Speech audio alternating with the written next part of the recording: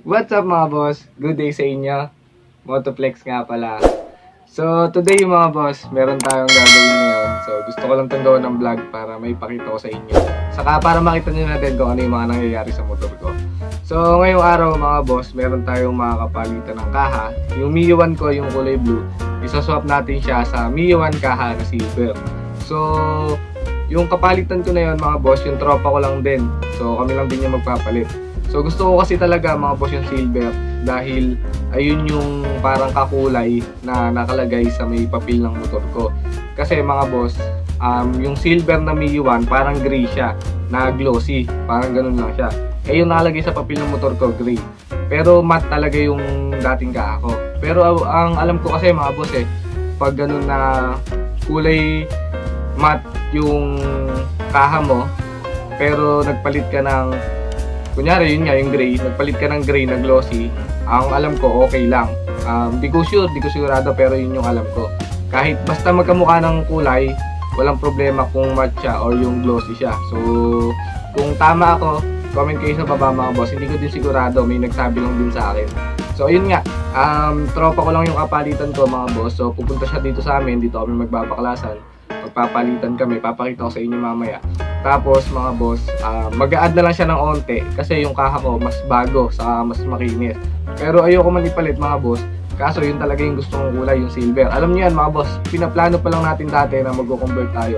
Silver talaga yung hinahanap ko. So since na naka-lockdown noon dati nung mag-convert tayo, napakahirap humanap ng silver na kaha. So kung ano na lang yung nakita ko nun, yun na lang yung binili ko para magawa natin ng vlog, yung pagko-convert ng Salty to Mio 1. So sa mga bago dito, kung hindi nyo pa napapanood yung video ko na yun, yung nag-convert ako, lalagay ko yung link sa baba or tingnan nyo na lang sa channel ko, nandun yun.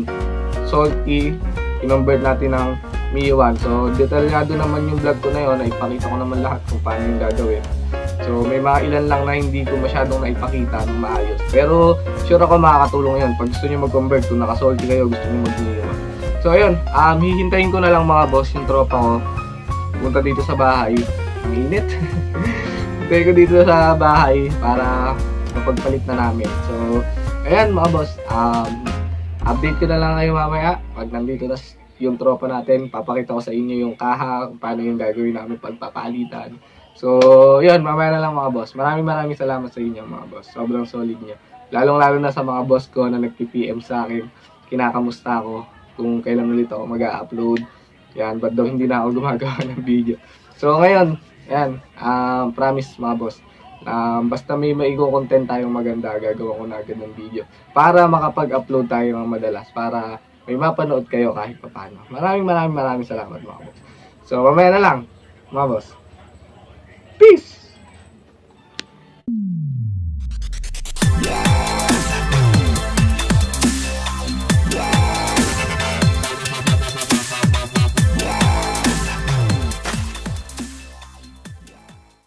Ayan mga boss, ito na yung kapalitan ko ng kaha. Ayan, silver. Ayan, ito talaga yung matagal na natin hinahanap dati pa lang nung magko-convert na ako. Yan ang hinahanap ko. Sa tropa ko to. Motoplex. So ayan, kami lang din magpapalit. Mag-a-add lang siya ng onte kasi mas bago yung akin. Pero ito, goods naman to, makinis. Ayan.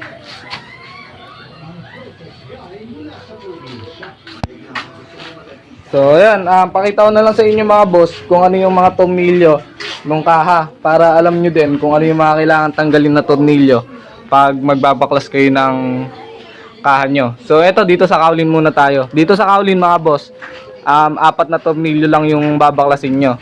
So eto, yan, isa. Tapos ayun, dahil na gold bolts ako mga boss, ang pambaklas dito 8mm. Ayan, 8mm sukat na mga gold bolts. Pero kung naka-stock kayo, Phillips screw lang yung bolts nun. Pag stock, Phillips screw lang yung pambaklas. So sa kabila dito, eto din, dalawa. So ito yung isa, ayan, sa may ilalim. Tapos ito sa leeg, bali 4. So, tas dito sa part na to, 2 tornilyo lang. Etong big head na to. Etong isa hindi kasama kasi daya lang to Alam, yung bracket kasi nagamit ko mga boss, pang sporty lang. Hindi yung pang Mio 1 na 3 yung butas. Kaya etong 2 lang yung tatanggalin natin. Tapos dito sa may dibdib, 4 din na bolts. Ayan.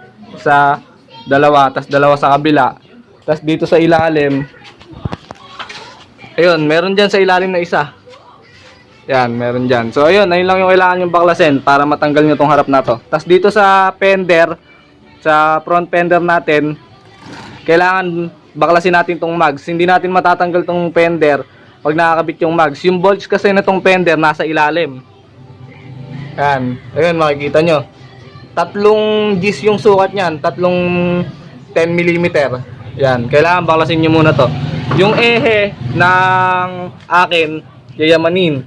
Ang sukat ng socket ng ano na to, ng nut, 16mm, pareha sa kabila, 16. Tapos meron siyang lock na Allen wrench na 3 yung sukat.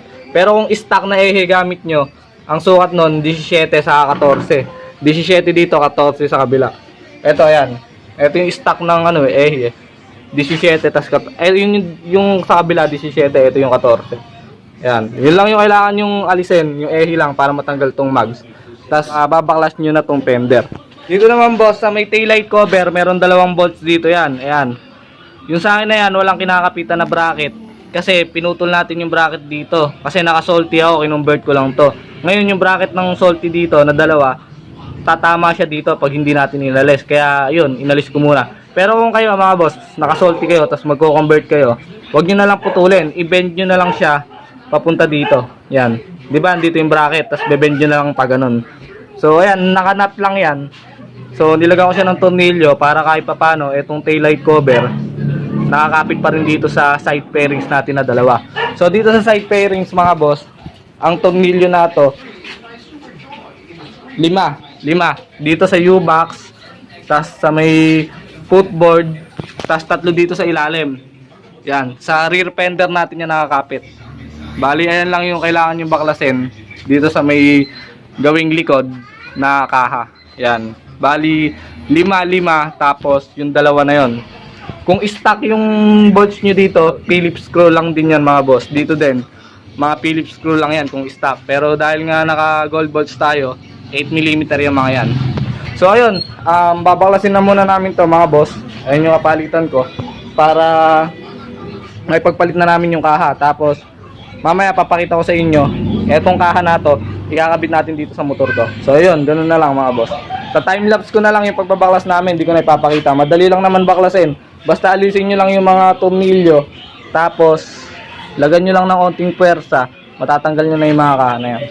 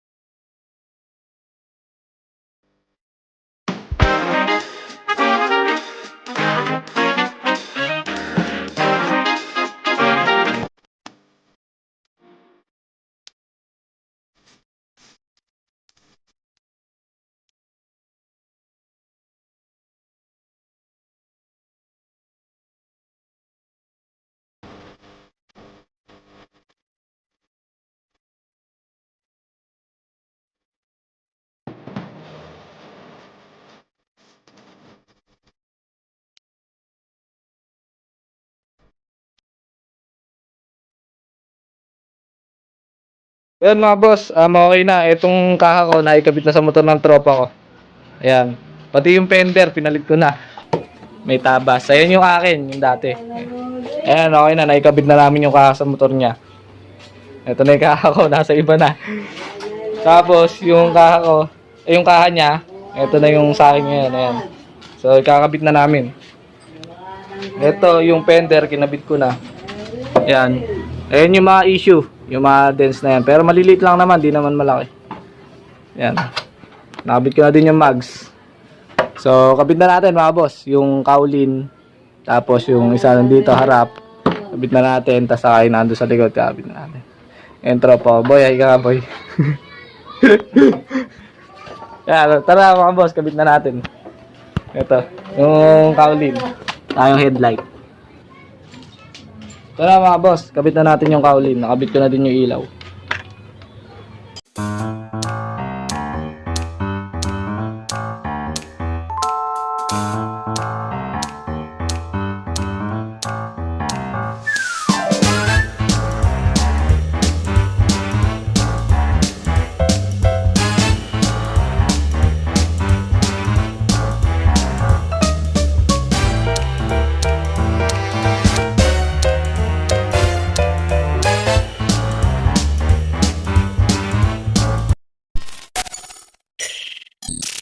Yan mga boss, okay na. Nakikabit na natin yung kaulin.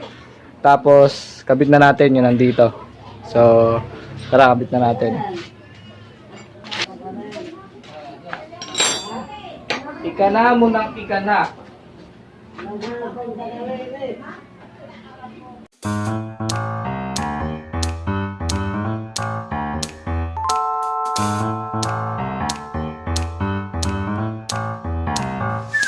So, ayan mga boss.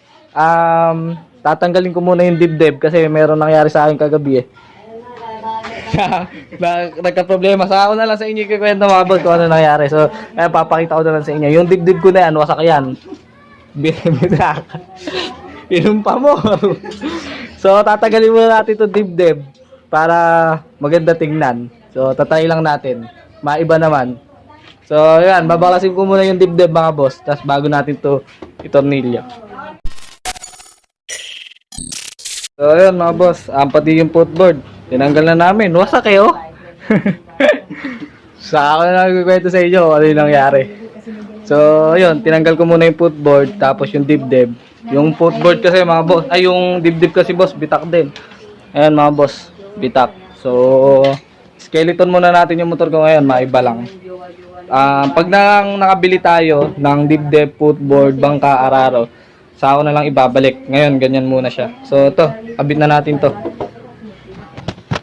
Nagagawa pa na ano to? Tatalayin mo yung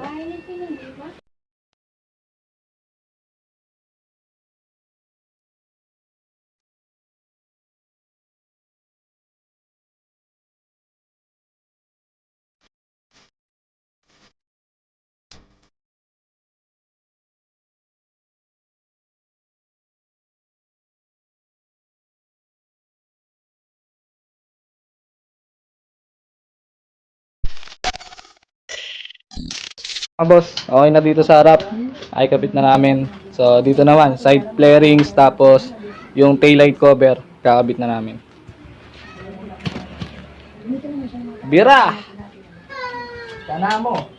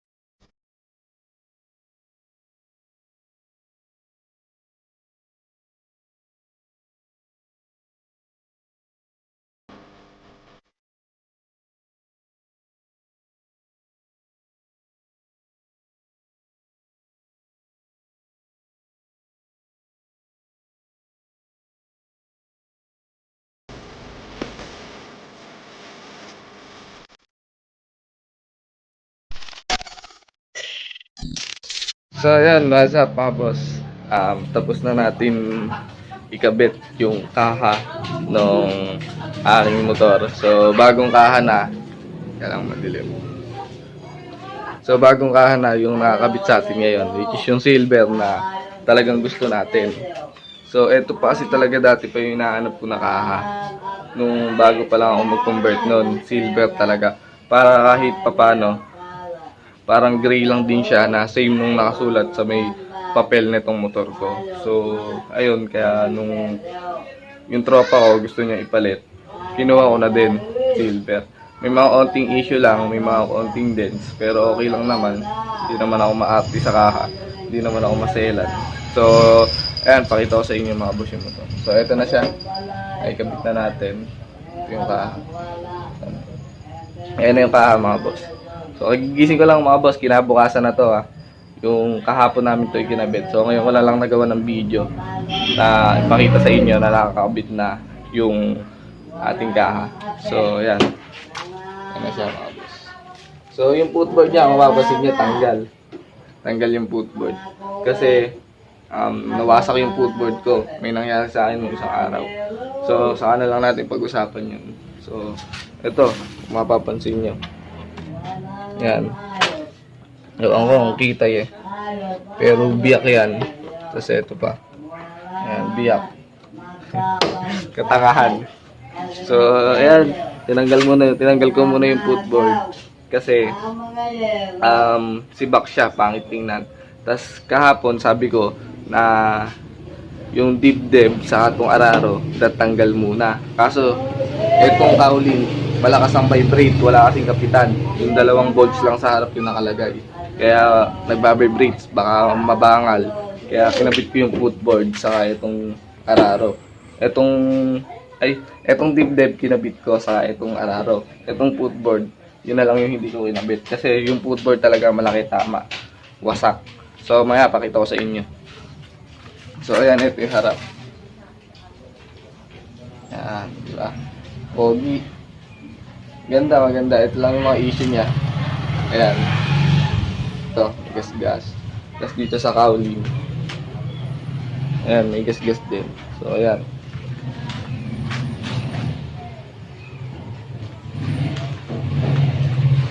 So, ayan na yung motor natin ngayon. Yung mga ibang gamit, hindi pa ako makabili. Madami akong gustong ilagay. Yung pipe, gusto kong palitan eh. Yan, naka-sporty tayo na pipe. Stock pipe ng sporty. Madami pa akong gustong palitan dyan. So, baka medyo pag nakaluwag-luwag tayo mga boss, bilhin natin. Saka gusto ko din yung bangka araro na blue. Naghahanap ako. Baka bumili ko kahit second hand, basta maganda pa yung condition. Pero kung kaya naman natin bumili ng brand new, magbabrand new na lang tayo mga boss. So, ayun na yung Miyuan natin ngayon. Ayan.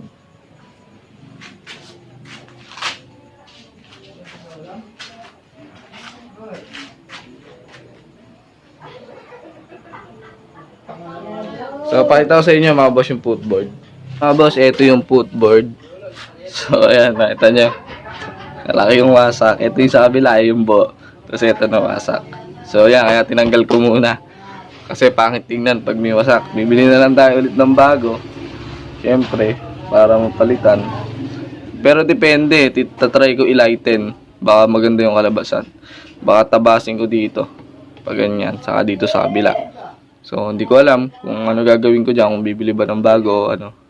So pag maganda yung kinalabasan ng pagka-lighten, yan na lang muna gagamitin natin. So yan, yun ang nangyari. Basta, sa ako na lang sa inyo ikikwento mga boss. Yan yung arami yung bangka. Wasak din tong bangka natin. Ito yung may ano, biyak lang pala, hindi naman wasak. Ayan, biyak si gago. Mga boss, goods na. Tapos na natin ipalit. Okay naman yung inalabasan, maganda naman yung kulay niya. Kulay silver. Pogi din naman. So, soon, bibilan natin ng mga ibang gamit yan para mapaganda natin. Gusto kong unahin yung rim set. So, saka na yun. Unahin muna natin yung mga kailangang unahin. May isa pa kaming media dito sa pinsan ko. Hindi na nagagamit. Ayan. 3 taon na nakatambak dito. Tuyong-tuyo na yung langis. Di pa sila nagagamit. Ayan na, boss. Ito, nakaset to. Malakas yung motor na to mga boss. Pinalalaro namin to dati ng pinsan. Yung pinsan ko. So, yan, may set yan. 59 yan. Tapos naka-cam, naka-carb. Basta kompleto yung set niyan. So, yun, hindi na lang naasikaso kaya tinambak. Sayang nga mga boss, tingnan nyo. Yung kaha niya nandito lang din. Baklas. Ayan, ayun yung kaha. Ayan. Okay sa aquarium. Ayan yung mags. Baklas yung mags. Ayan yung tapalodo. Ayan, tapalodo. So, ayan mga boss. Dito na ito tatapusin. Ginawan ko lang ng video yung pagpapalit namin kahapon. Para may upload ako. Saka para update ko na din sa inyo. So, baka ngayong month, mas madalas na yung pag-upload natin ng mga video. Baka, ewan. Basta, pipilitin kong maging mas madalas yung pag-upload natin para sa inyo. Saka, gusto ko lang din magpasalamat sa inyo mga boss. Kasi kahit hindi tayo nag-upload, tuloy pa rin yung support nyo sa akin. Meron din mga boss ko na nag-PPM sa akin na ngamusta. Kaya tanong kung kailan ako mag-upload, ganyan. Nami-miss na daw nila ako. Gusto na daw nila ulit manood ng mga video ko. So, kung napapanood nyo to, maraming salamat sa inyo mga boss. Yung mga nag-PPM sa akin, hindi ko kayo may isa-isa, madami kasi hindi ko alam kung sino yun. Basta alam nyo na kung sino yun. Maraming salamat. So, yun lang mga boss. Maraming salamat. Sana huwag kayong magsawa. Pangako ko sa inyo mga boss, dire-diretso na tayo ngayon. Basta meron akong makitang content na pwedeng gawin na maipakita ko sa inyo na kahit paano makakatulong. Gagawin na natin. Simula ngayon. So, yun lang. Maraming salamat mga boss. Lagi kayong mag-iingat. Stay home, stay safe mga boss. Padami na ng padami ang may sakit. Napakahirap din na natin alam kung kailang matatapos. Hindi kami makabiyahe. Gusto na namin bumiyahe ng malayo. Namimiss na namin yung mga ride namin. Pero wala tayong magagawa. Ganun talaga. Tiwala lang sa taas. Kaya natin lang pasan yan. Kaya yan. Matatapos din daw mga boss. So, yan. Ingat palagi mga boss. Maraming salamat. Please like, comment, and subscribe mga boss. Thank you. Ingat palagi. Peace out.